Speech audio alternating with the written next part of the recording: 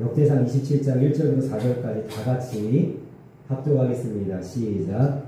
이스라엘 자손의 모든 가문의 우두머리와 천부장과 백부장과 왕을 섬기는 관원들이 그들의 숫자대로 반이 나누니 각 반열이 24,000명씩이라 1년 동안 달마다 들어가며 나왔으니 첫째 달 반의 반장은 삽대의 아들 야소부함이요 그의 반에 24,000명이라.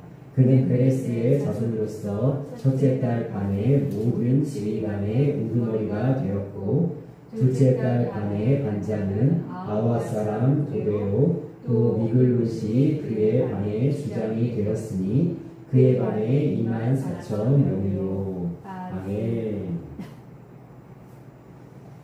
역대상은 우리랑 그렇게 가깝게 느껴지는 책은 아닙니다. 그 이유는 왜냐면 사실은 이 역대상과 역대하의 이야기는 좀 중복이 되죠. 어떻게 중복되냐면 역대상은 다윗의 이야기인데 이것은 사무엘상과 사무엘하와 연결이 되어 있습니다. 겹치는 부분들이 좀 있고요. 그리고 역대하는 이제 다윗의 아들 솔로몬으로 비롯해서 이제 역대 유다의 왕이었던 그 왕조실록이 이제 기록되어 있는데 이것도 마찬가지로 열왕기상과 열왕기하 이거랑 연결이 되어 있어요. 그런데 우리는요 사무엘상, 사무엘하, 열왕기상, 열왕기하를 좀 상대적으로 재밌게 봅니다. 그 대신에 역대상, 역대하는 재미가 없어요. 우리가 이거를 재밌게 보지 않습니다. 특별히 우리가 이제 오늘 나누고 있는 역대상 같은 경우는 정말 재미없습니다. 왜 재미가 없는지 제가 몇 가지 이유를 말씀드리면 먼저 역대상은요 이렇게 시작합니다. 어떻게 시작하냐면 아담, 셋, 에노스.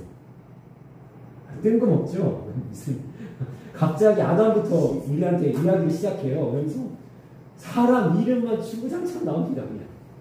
그러면서 유다 지파, 뭐 베냐민 지파, 뭐 르벤 지파, 뭐 이러면서 쭉 나오다가 11장에 가서야 다윗이 등장을 하는데 이 모든 사람들의 명단, 그 다음에 이스라엘 지파의 이 이름들은 누구를 향해 있냐면 다윗을 향해 있습니다.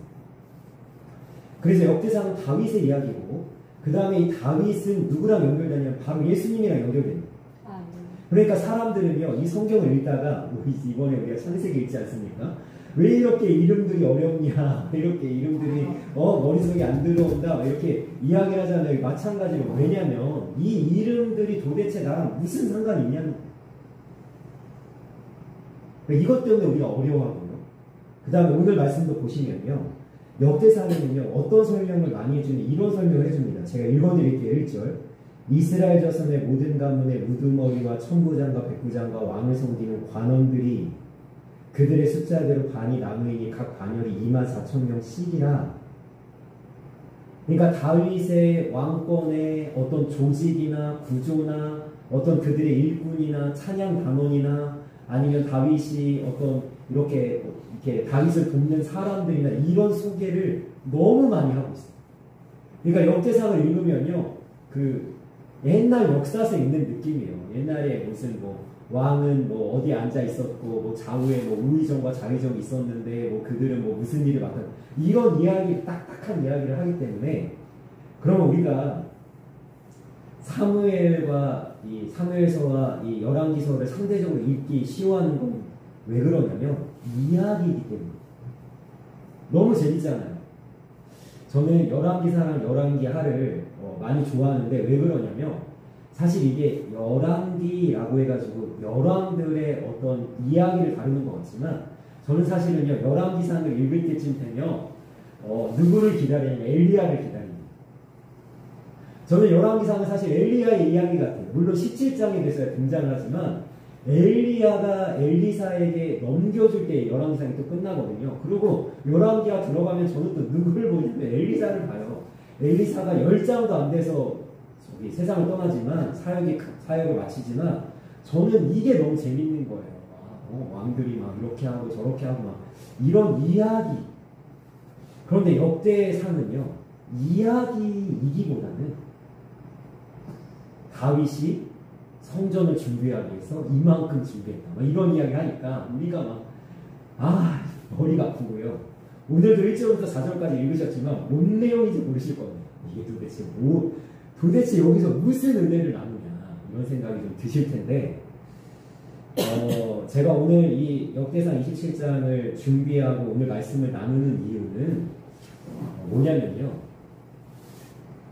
저희가 이제 기억을 하실지 모르겠어요. 6월달 말까지 우리가 역대상을 다뤘어요. 기억이 나시나요? 우리가 7월달에 요한계시록을 들어가기 전에 역대상을 한번 쭉 봤습니다. 매일 성경을 통해서 역대상을 봤는데 제가 이번에 그 7월달부터 요한계시록 매일 성경을 시작하기 때문에 6월 말에 이제 제가 묵상 훈련하는 그 세미나를 다녀왔잖아요. 물론 이제 요한계시록을 이제 다루기도 했지만 제가 또 유익했던 것은 뭐였냐면 거기서 묵상을 어떻게 하는지, 특별히 이제 목회자들에게는 성도들과 묵상을 어떻게 나눌 건지, 그리고 아주 본질적인 질문 던지더라고요. 묵상이 뭐냐? 우리가 어디까지 묵상이라고 이야기할 거냐? 이런 질문까지 던지면서 막 깊이 있게 심도 있게 이런 이야기를 나눠서 저한테 굉장히 유익했는데, 월요일에 제가 목요일이었나요? 하여튼 첫째 날 갔다가 이제 둘째 날이 돼서 새벽에 일어나서 처음 하는 일. 그게 뭐였냐면 조를 모아놓고 이제 오늘 해당하는 매일 성경의 묵상을 나누는 걸 했습니다. 근데 우리 조는 다 목회자들만 이제 있었거든요. 그런데 그날 역대상 27장을 우리가 나눴습니다. 기억하실지 모르겠습니다. 이 역대상은요, 매일 성경에서 이렇게 본문이 나와 있을 때 27장을 다 집어넣었어요, 한 페이지에. 그러니까 이게 너무 기니까요, 어떻게 되어 있냐면, 그 매일 성경 다시 보시면, 여기에 글씨가 빼곡해서 글씨가 안 보여요. 한 장에다가 막 통으로 막 집어넣고, 그 다음에 이제 그걸 나누는데, 이제 새벽에 일어나가지고 제가 이제 오늘 매일 성경을 나눠야 되니까, 특별히 이제 목사님들 안에서 제가 이거를 또 은혜를 나눠야 되니까, 제가 27장을 1절부터 마지막 절까지 정말 눈을 씻고, 막 머리를 막 이렇게 돌려가면서 읽는데 정말 아무것도 발견이 안 되는 거예요. 여기서 어떤 교훈이 있고 어떤 은혜가 있고 여기에 과연 이 시대에 우리에게 하나님 말씀하신 게 도대체 뭐가 있나, 제가 막 아무리 눈치껏 찾아봐도 찾아지지가 않는데 간신히 하나 찾아서, 제가 아마 그날도 영상을 올렸을 거고 매일 성경 영상을 올렸을 거고 별로 27장 전반적인 것을 다루질 못했습니다. 그런데 요즘에 사람들이 이런 단어 많이 쓰더라고요. 집단지성. 이게 무슨 단어냐면, 여러 사람이 머리를 맞대어 연구하면 굉장히 뛰어난 생각들이 나온다, 아이디어가 나온다. 이게 집단지성이거든요. 제가 그 새벽에 딱 앉아있는데 이제 돌아가면서 이야기를 하는 거예요. 오늘 역대상 27장에서 저는 이걸 발견했습니다. 이런 은혜가 있었습니다. 이야기를 하는데 제가 깜짝 놀랐습니다. 이런 게 보였다고? 이런 게 여기 있다고? 이런 의미가 여기서 발견이 된다고? 제가 너무 깜짝 놀래가지고 제가 그때 마음을 먹었어요. 무슨 마음을 먹었냐면, 이거 잘 적어놨다가 준비해서 우리 성도님들과 나누자. 이렇게 마저 묵상하는 거구나. 이렇게 하나님 말씀 캐내는 거구나. 이러면서 제가 세 가지, 저희가 지금 1절부터 4절까지만 읽었지만 전체에서 세 가지의 교훈, 은혜를 좀 우리가 살펴보려고 하는데, 먼저 첫 번째는요, 4절 말씀이거든요. 자, 4절 말씀 한번 읽어보겠습니다. 시작. 둘째 달 반의 반장은 아와 사람 도게요, 또 미글롯이 그의 반의 주장이 되었으니 그의 반에 24,000명이요. 아멘. 제가 좀 전에 1절을 읽어드린 것과 같이 이 다윗 왕권의 시대에 12명의 우두머리들을 뽑아서 1년이 12달 아닙니까? 그래서 첫째 달의 대표, 둘째 달의 대표해서 12번째까지 이 우두머리들이 누구였는지를 소개하는 내용이 지금 27장 전반부에 나와 있는데요. 왜 4절 말씀을 우리가 주목을 하냐면 한 목사님이 이걸 발견한 겁니다. 뭘 발견했냐면 여러분 첫째 달에도 셋째 달에도 넷째 달에도 12째 달까지 한 명만 소개를 합니다. 우두머리가 누구다. 그리고 굳이 필요하다면 3절에 있는 것처럼 그 우두머리가 어떤 사람인지 부연 설명해 줄 뿐인데 4절은 우두머리만 소개하지 않습니다. 여기에 주목을 하셨더라고요. 자, 원래 4절은 이렇게 되면 됩니다. 둘째 달 반의 반장은 아우아 사람 도대요. 그에 반해 24,000명이요. 그럼 되는 거예요. 그런데 어디에 은혜가 있냐면 그렇게 하지 않으시고 이렇게 하셨어요. 하나님이 야 아우아 사람 도대요. 또 미글롯이 그에 반해 주장이 되었으니 이 또가 우리에게 은혜가 됩니다. 제가 이 말씀을 통해서 하나님이 어떤 분인지를 좀 소개해 보고자 하는데요. 하나님 어떤 분이냐면 세상이 보는 것과 다르게 보시는 분이세요. 세상은 어떻게 보죠? 여러분 세상은 1등만 기억합니다. 여러분 2등 기억하는 세상 보셨어요? 세상은 2등 기억 안 합니다. 여러분 세상은 1등만 기억해요. 오로지 1등만 기억합니다. 그때 올림픽 때 누가 금메달 땄나요? 여러분 이런 뉴스는 못 보셨을 거예요. 금메달을 딴 사람만 소개합니다. 휘황찬란하게 그 사람을 꾸며대고 그 사람을 찬양하고 그 사람을 경배하면서 막 그 사람이 얼마나 대단한 노력을 해서 이러한 성과를 냈는지 이야기하면서 여러분 또를 붙이는 세상 소문 보셨어요? 금메달 딴 사람을 막 조명을 비춰주고 막 그 사람을 막 영광을 돌리고 막 하다가 여러분 또라는 단어를 붙이는 세상 사람들 보셨어요? 여러분 그런 적 없습니다. 여러분 또 은메달 딴 사람 소개 안 한다니까요. 우승한 사람만 기억하죠. 잘 나가는 사람만 기억하죠. 성공한 사람만 기억합니다. 높은 데 올라간 사람만 기억합니다. 여러분 우리나라 기업들도요. 경제적인 순위가 다 있습니다. 줄서기 다 해놨잖아요. 거기서 누구만 소개합니까? 올해 1등이 누구냐? 2등은 소개하지 않아요. 왜? 2등은 기억할 필요가 없거든요. 기억할 생각도 없습니다. 세상은 1등만 기억합니다. 그런데 하나님이 보시는 건 세상과 다르다니까요. 오늘 말씀에 뭐라고 나왔어요? 또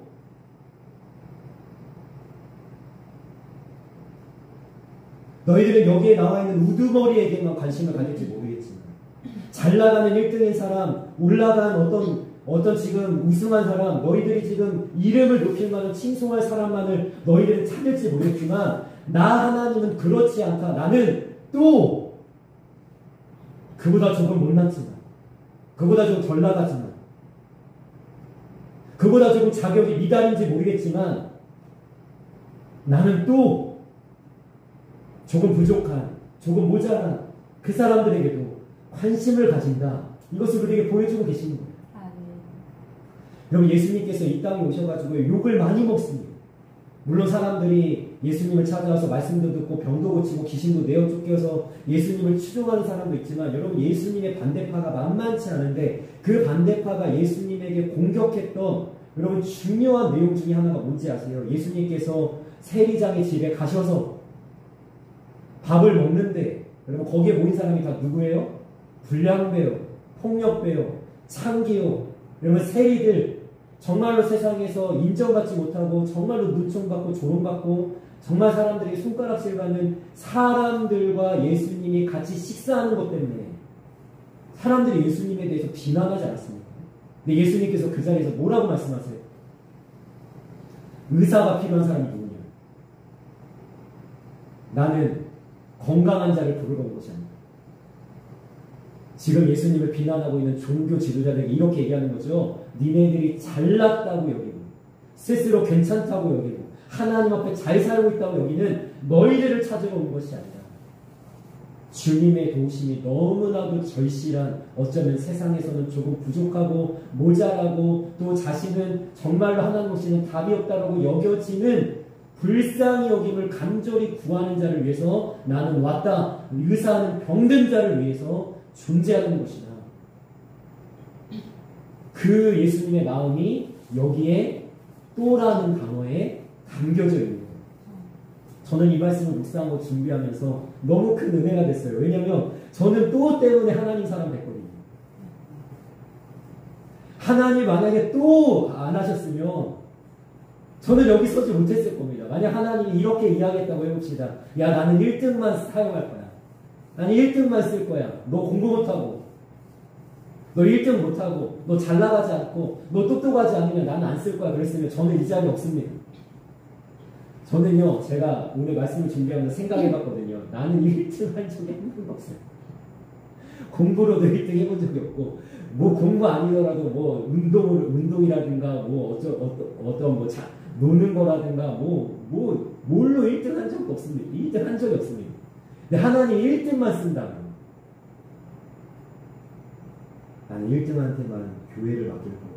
1등한테만 목회를 시킬 거야. 1등한테만 설교를 할 수 있는 자격을 줄 거야. 라고 했다면 저한테는 기회가 없었다는 거죠. 우리 모두 마찬가지 아닙니까? 하나님이 또 우리를 부르시고, 예수님도 그 천국에 대한 비유를 하시지 않습니까? 왕이 잔치를 열었다. 뭐라고 말씀하십니까? 처음에는 자격 있는 자를 부르셨어요. 초청장을 다 보냈습니다. 와, 안 오잖아요. 예수님께서 내 잔치 자리를 채우라고 말씀하시면 뭐라고 얘기하십니까? 자격 없는 자도 다 데리고 와라. 눈먼 자, 병든 자, 저는 자 다 데리고 와라. 하나님은 다 초청하시는 거예요. 또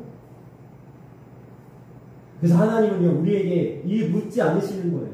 너 자격이 있니? 너 잘 나가니? 너 똑똑하니? 너 정말로 부족한 것이 없니?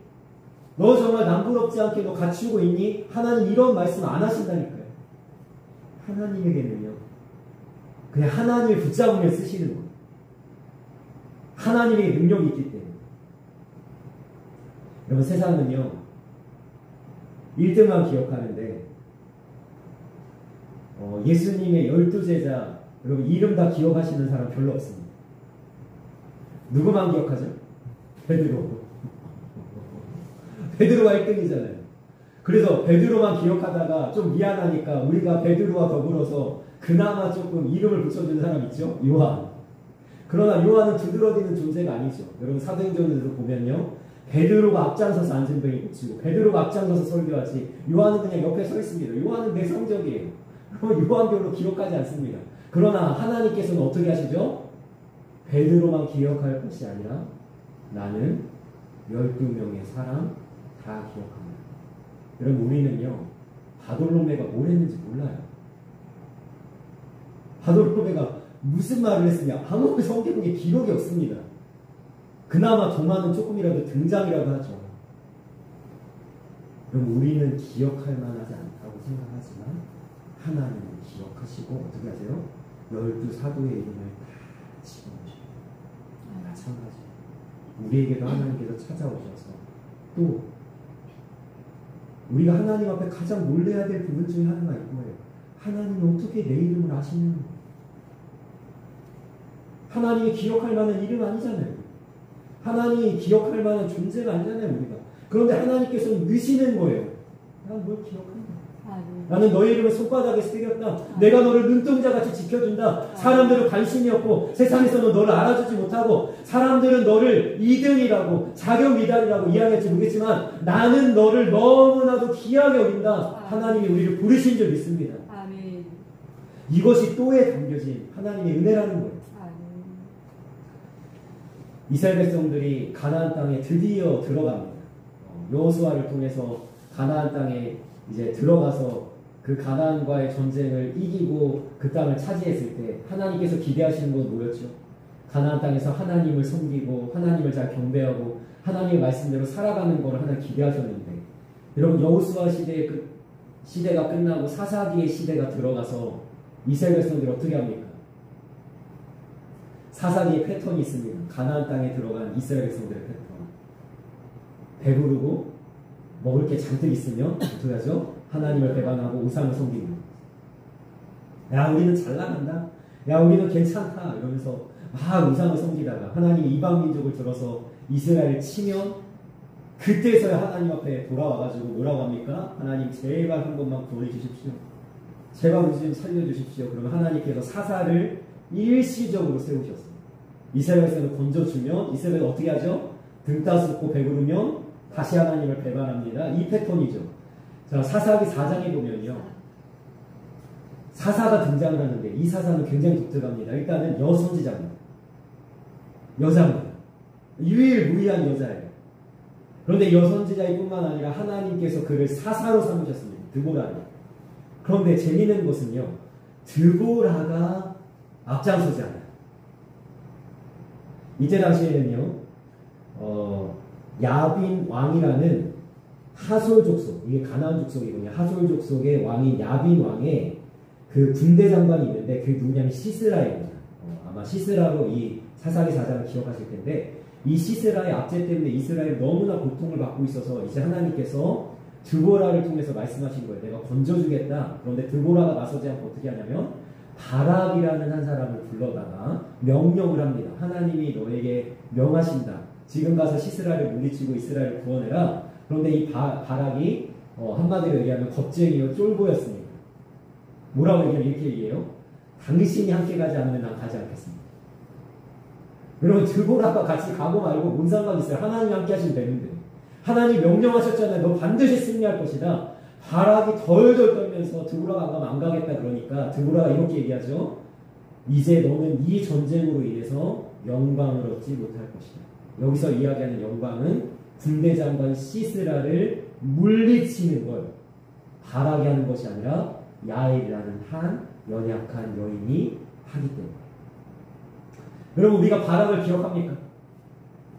바락이 겁쟁이, 바락이 쫄고, 바락이 어디다 쓰지도 못한 인간 이런 생각을 우리가 할 때 여러분 놀랍게도요. 히브리서 11장에 보니까요.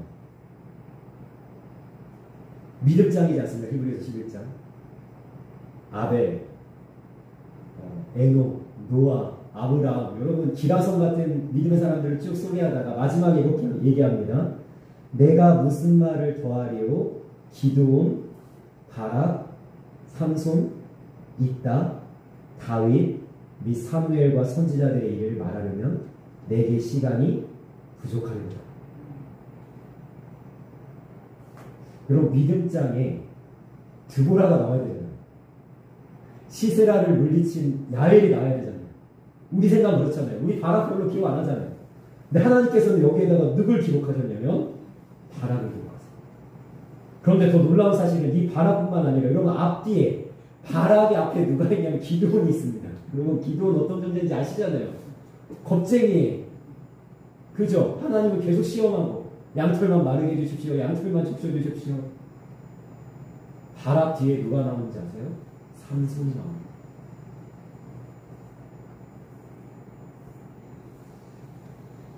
그럼 우리가 우리의 존재를 하나님 어떻게 보시는지 깨달을 필요가 있는데요.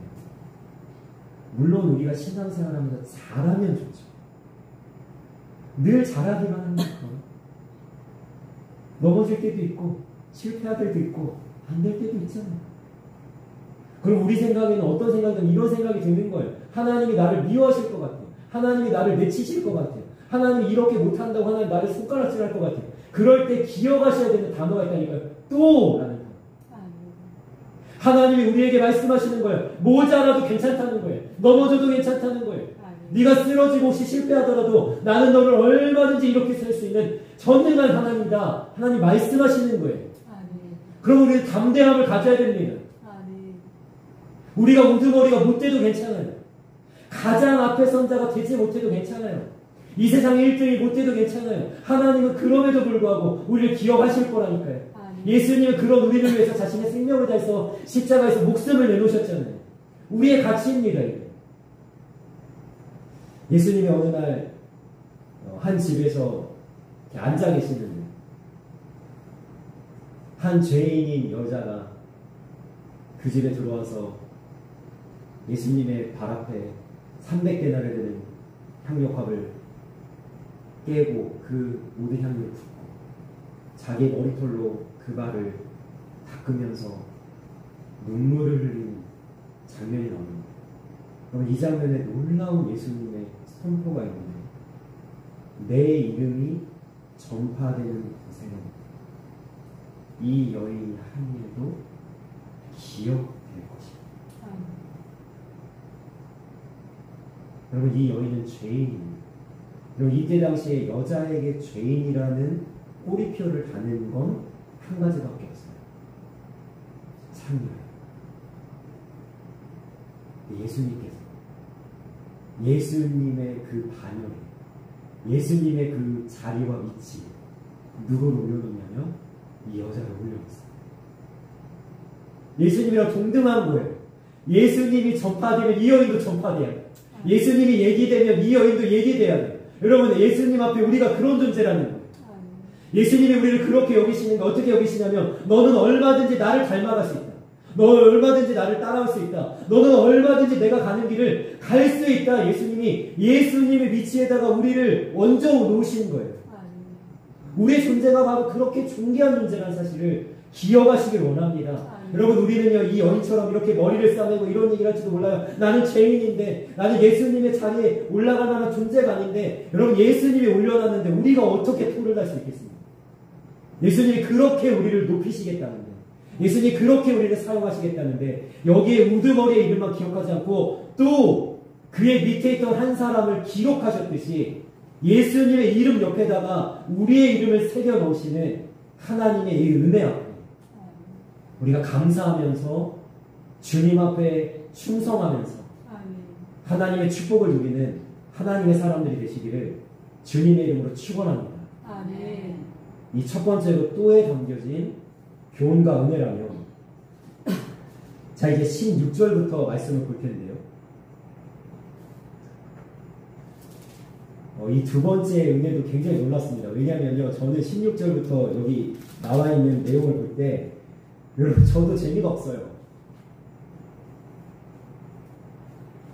지파별로 각 지파를 관할하는 자들을 이렇게 소개를 해주고 있습니다. 여러분 이게 무슨 의미가 있겠어요? 루벤 지파에, 유다 지파에, 레위 지파에 뭐 이렇게 소개가 되어 있잖아요. 그런데 이 말씀을 가지고 또 한 목사님이 이렇게 은혜를 나누시더라고요. 뭐라고 나누시냐면 이렇게 말씀하셨어요. 여기 나와 있는 지파의 이름 중에 빠진 지파가 2개 있습니다.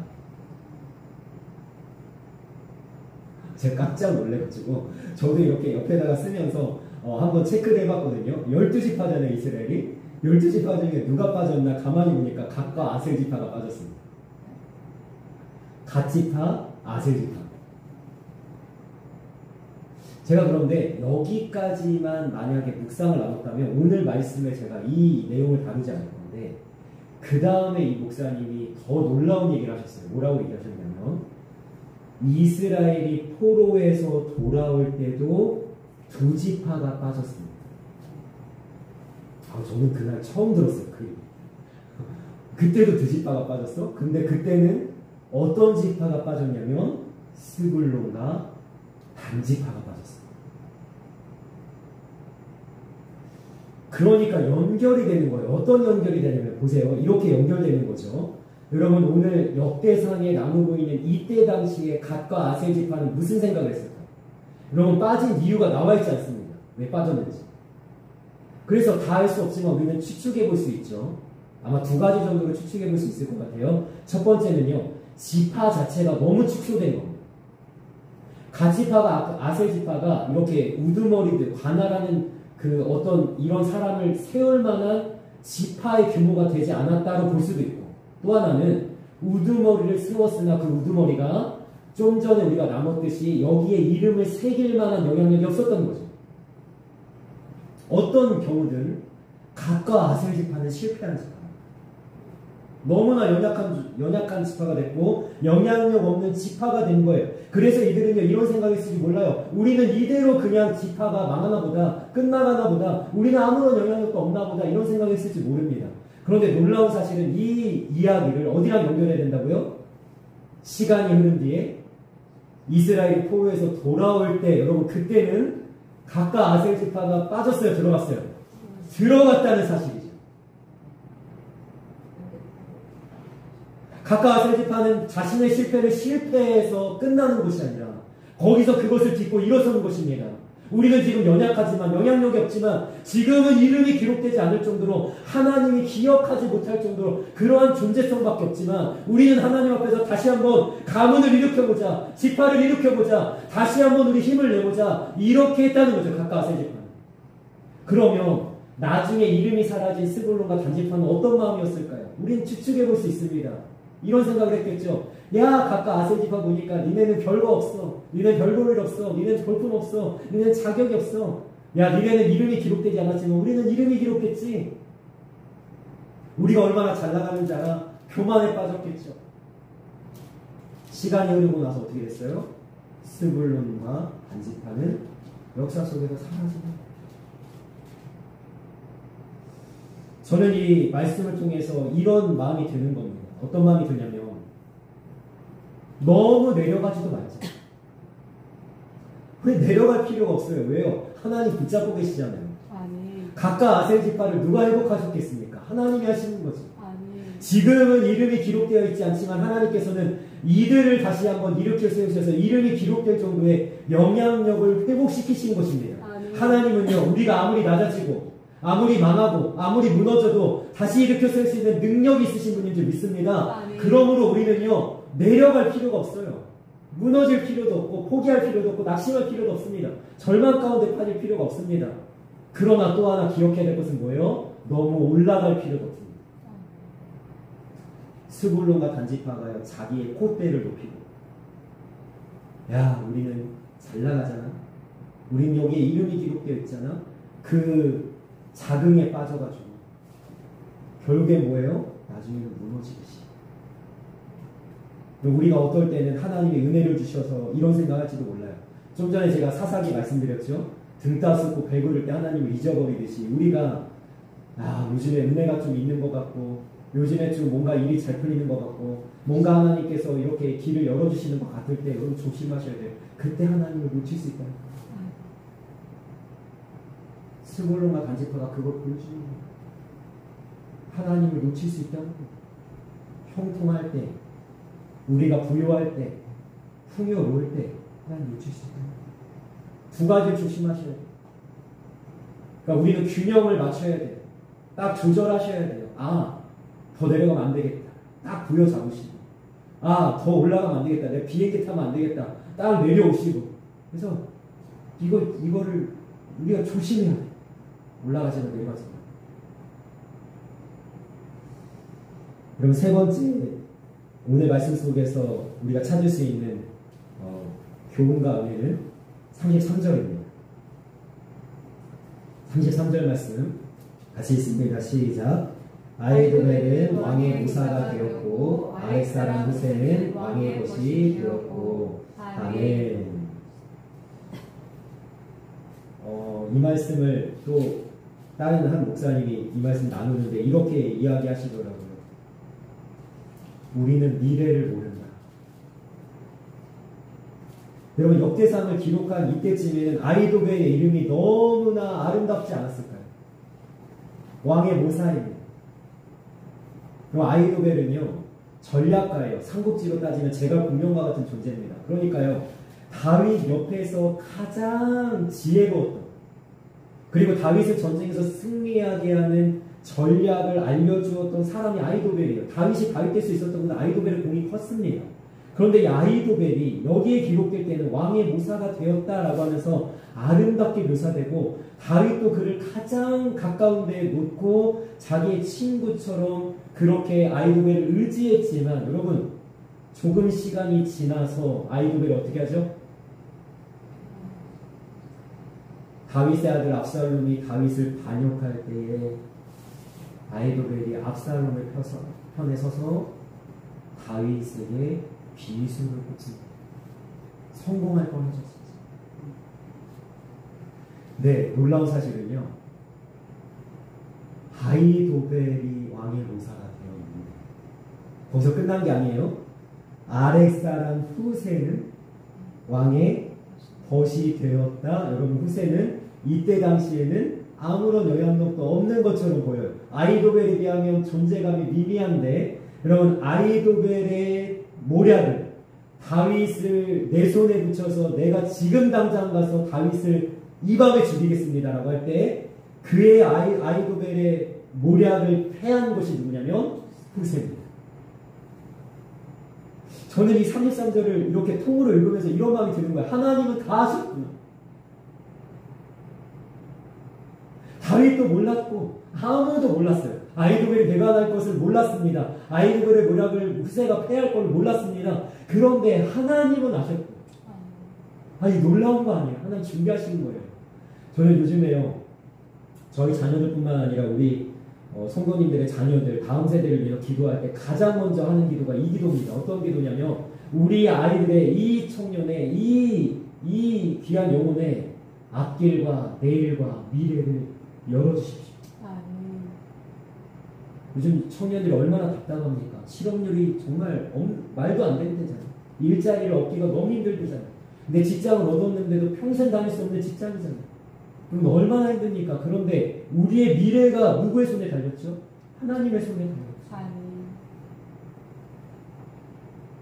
아무것도 준비되어 있지 않았어요. 다윗. 몰랐어요. 다윗. 그런데 하나님께서는 미리 하시고 준비하시는 거예요. 아히도벨이 배반할 것을 하나님 아시고 후세를 준비해 놓으신 거예요. 여러분, 우리의 미래와 우리의 내일과 우리 앞날을 하나님께서 책임져 주시는 줄 믿습니다. 하나님께서 모든 것을 준비해 놓으시는 줄 믿습니다. 마치 이삭을 바치려고 했던 아브라함에게 하나님이 숯불에 걸린 수장을 준비했듯이 하나님께서 우리를 위해서 모든 것을 예비하시는 여호와에게 하나님이신 줄 믿습니다. 그러므로 우리는 이 말씀을 통해서 이렇게 선포하기 원합니다. 나는 미래가 두렵지 않습니다. 하나님이 다 준비하고 계십니다. 하나님, 잠깐 우리가 환난에 빠질 때 있을 겁니다. 하나님, 고난을 당할 때 있을 겁니다. 문제를 만날 때 있을 겁니다. 하나님, 그것 때문에 내가 힘들어할 때가 있을 겁니다. 그런 하나님, 아히도벨의 이 배반처럼 가슴 아픈 일이 벌어질지라도 하나님이 후세라는 해결책을 준비해 놓으셨으니 하나님께 감사합니다. 하나님을 찬양합니다. 우리를 그렇게 무너지게 내버려두지 않으실 하나님께 영광을 돌립니다. 이런 고백을 우리가 할 수 있길 원합니다. 하나님이 다 준비하시는 겁니다. 오늘 말씀을 정리해 봅시다. 하나님의 눈은 세상이 보는 것과 다릅니다. 세상은 1등만 기록하지만 하나님은 또 때문에 우리가 하나님 앞에 있는 겁니다. 그네를 잊지 말고 하나님께 감사하며 하나님을 찬양하는 우리의 모습이 있기를 원합니다. 우리가 각과 아셀이 여기서 이름이 명단이 빠진 것을 기억을 합니다. 그러나 그들의 실패는 그렇게 끝난 것이 아니라 포로에서 돌아올 때 다시 각각 아셀의 이름이 들어갔듯이 우리가 무너져 내리고 또 때로는 이름이 기억되지 않을 만한 그런 미미한 존재감으로 살아갈지라도 하나님께서 언제든지 우리를 높이시고 언제든지 우리를 세우실 수 있는 하나님이심을 믿고 절대로 절망하거나 포기하지 않고 믿음의 걸음을 끝까지 달려나가는 담대함이 있기를 원합니다. 우리의 미래는 하나님의 손에 달렸습니다. 아히도벨의 배반을 하신 하나님이 후세를 준비했듯이 우리의 인생에서 찾아오는 그 어떤 어려움 속에서도 하나님의 때에 하나님께서는 우리를 반드시 건지시고 구원하실 줄 믿습니다. 그래서 그 하나님께 미래를 맡기고 미래를 불안해하거나 두려워하지 않는 그런 담대한 신앙의 삶을 살아가기를 주님의 이름으로 간절히 소망하며 축복합니다. 아멘. 기도하겠습니다. 사랑하는 아버지, 하나님께서 우리를 존귀하게 여기십니다. 잘나가는 사람, 높은 사람, 뛰어난 사람만 기억하시는 것이 아니라 또 그보다 낮고 천하고 보잘것 없지만 그런 사람들까지도 품으시고 사용하시는 하나님이신 줄 믿습니다. 하나님, 내가 조금 모자라고 부족해. 나를 귀하게 여기셔서 품으시는 하나님, 그 은혜를 감사하며 하나님 앞에 더욱 충성하는 믿음의 삶을 살아갈 수 있도록 주께서 인도하여 주옵소서.